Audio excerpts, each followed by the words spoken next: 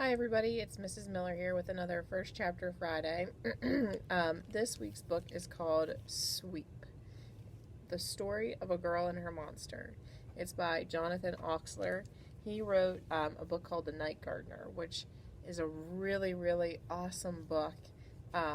Somebody lost it a couple of years ago, and we haven't been able to replace it. Every time I make a book order, I try to get that book for the book order, and every time it's not available. So but this book is really good.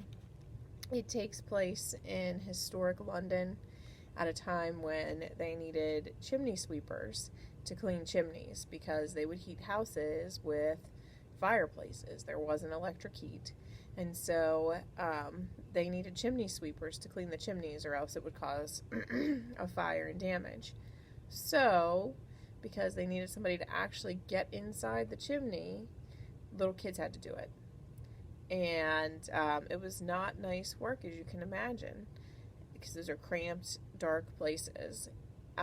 So this book is about a girl who is a chimney sweep. And in the book, the kids who are chimney sweeps have been abandoned at some point by their families and are essentially orphans that are then taken in by the master, who treats them essentially as slaves.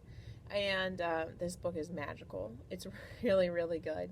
It's part historical fiction and part science fiction because of the monster aspect. Part 1, Innocence. The Girl on Her Sweep. There are all sorts of wonderful things a person might see very early in the morning. You might see your parents sleeping. You might see an ambitious bird catching a worm. You might see an unclaimed penny on the sidewalk or the first rays of dawn. And if you are very, very lucky, you might even catch a glimpse of the girl and her sweep. Look, here they are now, approaching through the early fog, a thin man with a large broom over one shoulder, the end bobbing up and down with every step, and trailing behind him, pail in hand, a little girl who loves that man more than anything in the world. The girl sticks to the man like a shadow. If he hops over a puddle, she hops too. If he skips along a rail, she does the same. It is clear, just by looking at them, that the little girl belongs to the man, just as the man belongs to the little girl. And as they pass between sleeping houses, they sing at the top of their lungs. With brush and pail and soot and song, a sweep brings luck all season long. The song is not particularly special. Their voices are not particularly sweet. But when they sing, the most unusual things happen.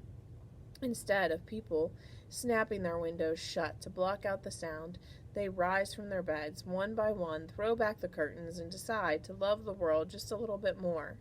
Parents suddenly feel the urge to hug their children. Children feel the urge to let them. And every person, young and old, spends the rest of the day softly humming the song of the girl and her sweep. For as long as the girl could remember, the sweep had been at her side. First, he carried her in a sling over his back and fed her bottles of milk. When she got a bit older, he would let her ride upon his shoulders and pick apples from the trees as they passed. And when she got older yet, they walked together like true equals. The sweep shared everything with the girl. If he had a scarf, he would let her wear it during the cold days and take it for himself on the hot ones. If they found a loaf of bread, the girl would eat half and pass the rest to the sweep, and he would eat half of what remained and then give it back to the girl.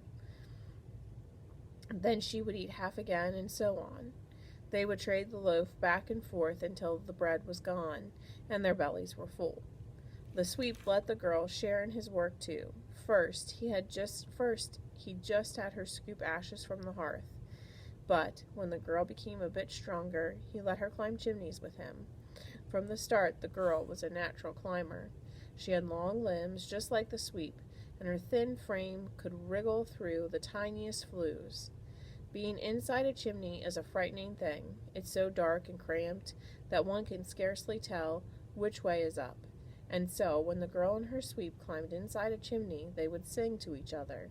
The sweep, who always went up first, would brush out soot and nests and cobwebs, singing all the while. And the girl knew that all she had to do was follow his voice, and she would be safe. Eventually, the two of them would emerge from the top of the flue, filthy and triumphant.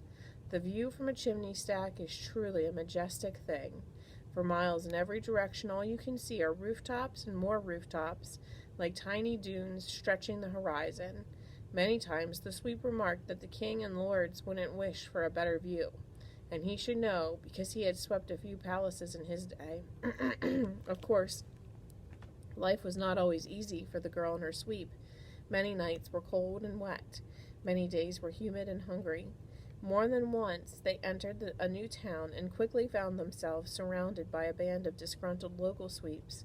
Whenever this happened, the sweep would ask the girl to watch the tools, while he and the other sweeps talked things through in the alley.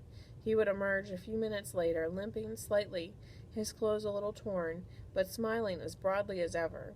He would report to the girl that the other sweeps had told him of a neighborhood just a few miles off with some particularly good houses.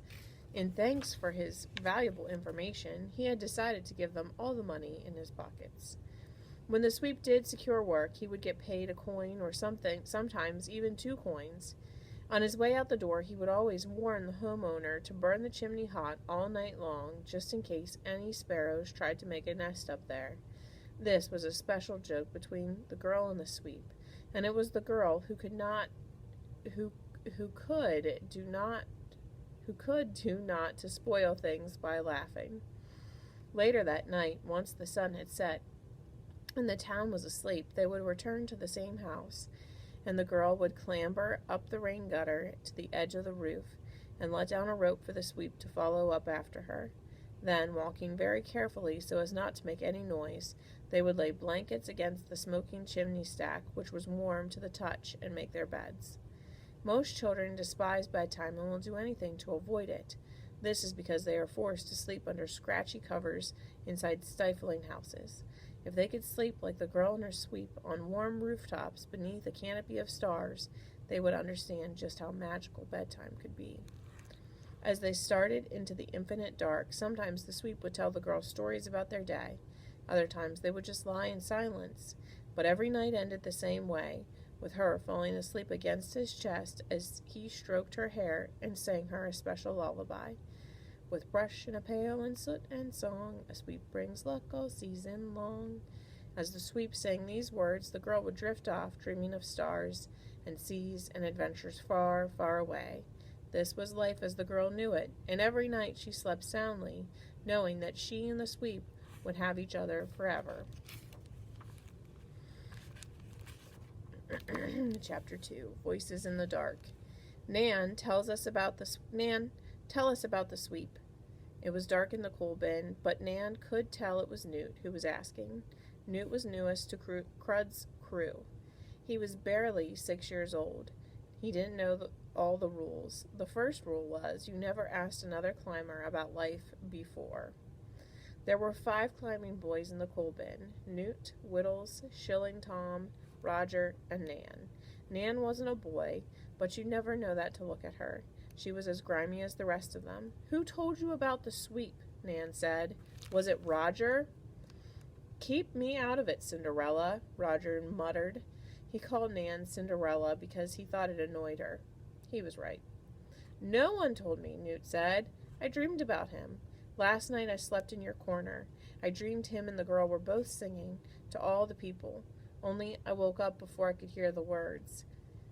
This was a thing that happened, the dreaming. Every so often, one of the boys would say he had dreamed about the sweep. Nan couldn't explain it. It seemed to happen whenever one of them would fall asleep close to her. All she knew was that she didn't like it. The sweep was hers. "It was about you, wasn't it?" Newt whispered. "You're the girl from the dream." "No," Nan said. "I'm the girl who wants to go to sleep." She'd spent 14 hours climbing chimneys, and knew there were more waiting for her tomorrow.